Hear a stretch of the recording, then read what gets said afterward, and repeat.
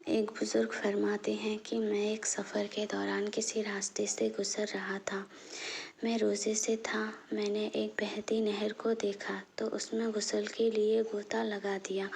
اچانک میں نے پانی کی سطح پر ایک پھل یعنی سیب تیرتے دیکھا تو اسے افطار کے لیے اٹھا لیا۔ جب میں نے اسے افطاری کر لی تو بہت ندامت ہوئی۔ میں نے غیر کے مال سے افطاری کر لی۔ جب صبح ہوئی اس باغ کے دروازے پر پہنچا جہاں سے نہر نکل رہی تھی۔ میں نے دروازے پر دستک دی تو ایک بزرگ باہر نکلے۔ میں نے ان سے کہا، کل آپ کے اس باغ سے ایک پھل نہر میں بہتا ہوا گیا تھا۔ میں نے اسے اٹھا کر کھا لیا اور اب اس پر بہت ندیم ہوں۔ مجھے امید ہے کہ آپ اس کا کوئی حل نکالیں گے۔ وہ بزرگ بولے، میں تو خود اس باغ میں مزدور ہوں۔ مجھے یہاں 40 سال ہو گئے مگر میں نے اس کا ایک بھی پھل نہیں کھایا اور اس باغ میں میرا کوئی حصہ نہیں ہے۔ میں نے پوچھا، پھر یہ باغ کس کا ہے؟ انہوں نے کہا، یہ باغ 2 بھائیوں کا ہے جو فلاں جگہ رہتے ہیں۔ میں اس جگہ پہنچ گیا جہاں مجھے ایک ہی بھائی مل سکا۔ میں نے ان سے سارا واقعہ بتایا تو وہ کہنے لگا، آدھا باغ تو میرا ہے لہٰذا آدھا حصہ معاف کرتا ہوں۔ میں نے پوچھا، میں تمہارے بھائی کو کہاں ڈھونڈوں؟ اس نے کہا، فلاں جگہ جاؤ۔ تو میں اس طرف چل دیا اور اسے جا کر سارا قصہ سنایا تو اس نے کہا کہ اللہ کی قسم میں ایک شرط پر حق معاف کروں گا۔ میں نے پوچھا، وہ شرط کیا ہے؟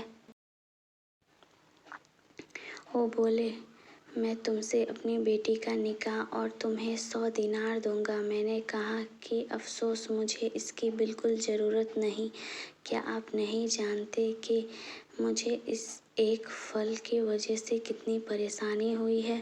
لہٰذا میرے لیے کوئی اور حل تلاش کریں۔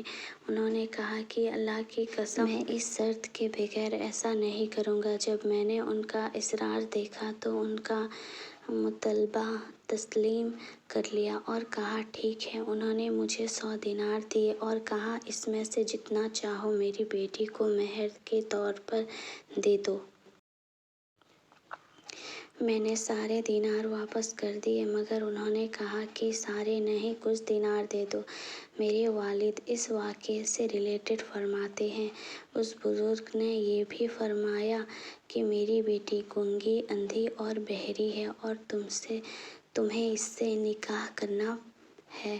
مگر نکاح کی رات اس شخص کو پتہ چل گیا کہ وہ لڑکی نہ گونگی ہے اور نہ اندھی اور نہ ہی بہری ہے۔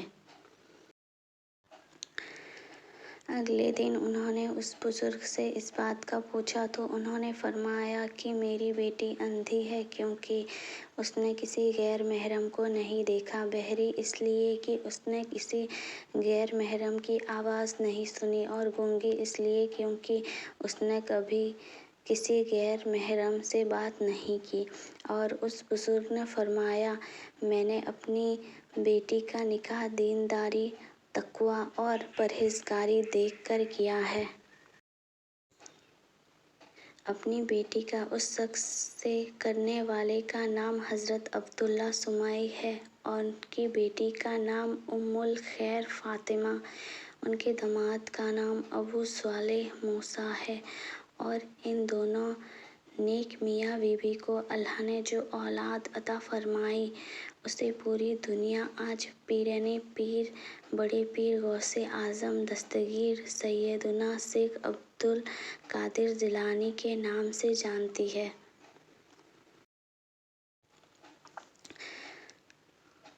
کئی لوگ کہتے ہیں کہ ہمیں نیک ہمسفر کی تلاش ہے۔